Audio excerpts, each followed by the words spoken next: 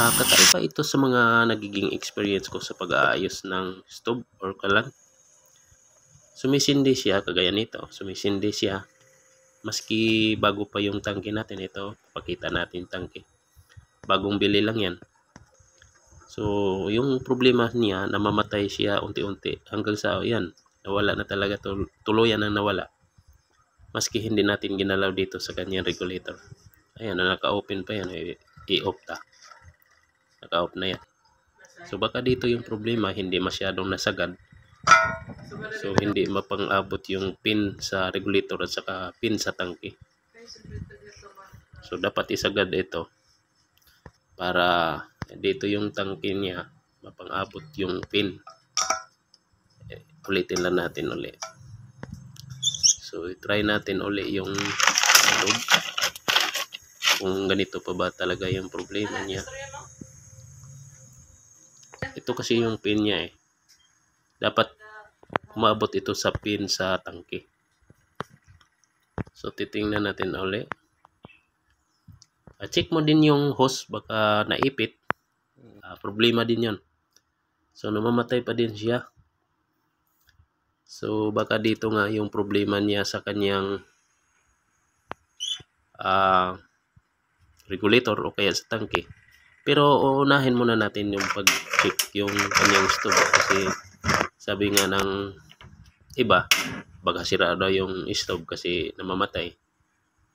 Pag ganito kasing sumisindi yung apoy niya, ayan o. Tapos dito rin sa kabila sumisindi, ibig sabihin hindi ito sira. Ayan, umaapoy eh. Problema nga lang, unti-unti siyang namamatay. So, ibig sabihin, wala siyang gas na supply. Diba?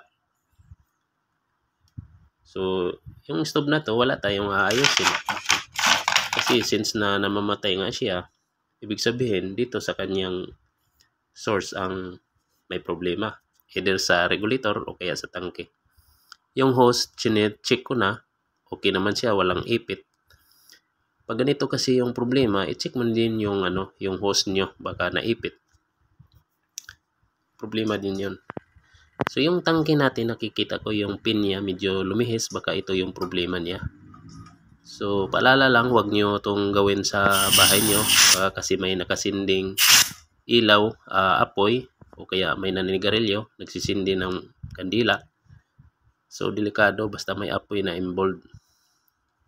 Wag nyo gawin to sa bahay nyo. Tinatry ko lang yun para ma-check ko yung tangke kasi nakikita ko kasi medyo nakalihis yung pin niya eh. So inaayos ko lang, titingnan natin kung ganun pa rin ba. So namamatay pa rin. Uulitin ko lang uli pag ayos yung kanyang pin. So 90% yung problema nito dito sa kanyang tangke. Hindi talaga natin maiwasan, may mga ganitong bagay eh. Ito yung tinatawag na factory defect. So wala tayong aayusin diyan sa lahat na yan. Pati regulator okay naman. So yung problema nito, yung kanyang tangke dapat palitan. Factory defect.